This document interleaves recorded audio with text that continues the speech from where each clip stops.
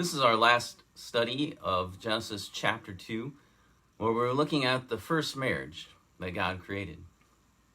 Now, in Genesis 2, God describes to us the establishment of marriage by God, by himself, between one man and one woman. He alone has the ability to define what the relationship is and how it functions. Again, we can see why so many people hate Genesis chapter 1. Genesis chapter 1 told us that God was the creator of heaven and earth. Nothing was made that he didn't make. It also tells us that God chose to create specific creatures in a specific way, in a specific sequence, for a specific purpose. If you throw out Genesis 1, then Genesis 2 loses its foundation. Once you undermine the foundation, then Genesis 2, with God bringing the man and woman together as one, loses its meaning and power. With Genesis 2 out of the way, you're free to undermine the very words of Jesus Christ and the arguments of Paul, thus destroying really the totality of the New Testament. The world feels free then to degenerate into all forms of immorality and feels entitled to redefine marriage as it sees fit. It sees it's okay to redefine what gender means and what human relationships are all about. It sees fit to change all these things because if it can get rid of Genesis chapter 1 in their minds, then Genesis chapter 2 is gone. And the definitions that God has provided for what human life ought to be, how you ought to live your life, well, then we can just chuck that by the wayside too. You know, all of society's ills, I think probably all of them, can be traced back to the rejection of mankind, of how God said he created the human race and how he created them to interact with each other and with him. Think about it. Even racism has to do with this. God created man, male and female. He did not create them with different races. There was one human race. There's always been just one human race. So racism doesn't make any sense biblically. It's a sin. It's evil. Just like redefining marriage or getting rid of genders. God defined these things. He said, this is how it is. We don't have the right to tamper with that. And when we do, we're in the wrong. We're evil. So, if you have a different view of gender or a different view of marriage than what God has laid out here, then it's pretty clear. We have to beg for mercy and repent of our sin. We need to change our thoughts to his thoughts. We're wrong. We're going the wrong direction if we're trying to redefine what God has said. We don't want to let the culture and its love is love nonsense. We don't want that to infiltrate our minds. Love is not just love. That's such a childish view, such a low view of what love is. Love is so much more. It's unfortunate that our culture has decided to go into that. Our culture has traded true love, what real love looks like, for something that is really quite meaningless. But we need to let God define love. God's definition of love is the highest. It is the greatest. It is the true definition of what love is.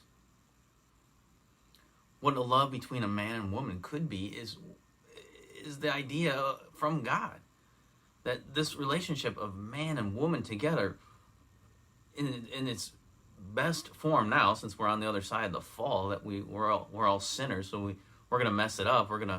Our marriages are not going to be perfect, but two Christians wedded together, striving to live holy lives and placing Christ first, is as close to the relationship that Adam and Eve first had. It's the closest we can get as people today. Two Christians who are loving God, placing him as number one, striving to follow God. That is the closest you can get to a perfect relationship. And it's the closest, when you're in that kind of relationship, it represents Jesus and the church. Well, let me close with these words by Charles Spurgeon. reminding us what we can have as Christian spouses if we strive to live as God has commanded. Here's what he says. He lavishes love on her, and she on him. Their object in life is common. There are points where their affections so intimately unite that none can tell which is first and which is second. To see their children growing up in health and strength, to see them holding post of usefulness and honor is their mutual concern. In this and other matters, they are fully one. Their wishes blend. Their hearts are indivisible. By degrees, they come very much to think the same thoughts. Intimate association creates conformity.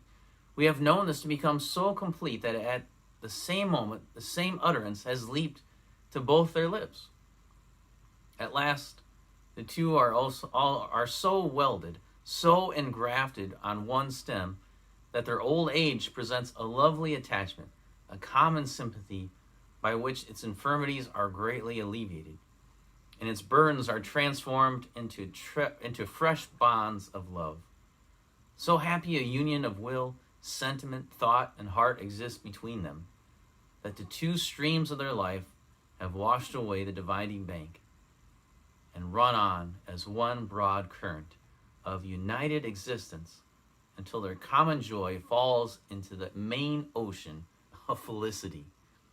Happy woman and happy man, if heaven be found on earth, they have it. Such a sight may not be commonly seen, but it is inexpressibly beautiful. That's what Charles Spurgeon said about marriage, a Christian marriage.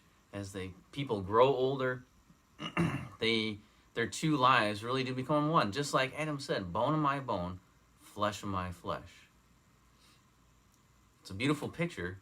It's a beautiful relationship when we see it, and the world recognizes that two people that can stay together for decades and decades, and to see how closely they join together, and then even in death, a lot of times, they end up dying very closely in time to each other because they're so united that once one half of that couple is gone, the other one fades away too. It's a beautiful expression of what God did with Adam and Eve, creating a perfect helper for Adam, making him complete, making mankind complete, making the race of man complete with man, woman, in the garden, loving each other. God is great. He knew exactly what to do, and he gave us this beautiful picture. And then in Christian relationships, did that again. So that's the end of this study on the first marriage.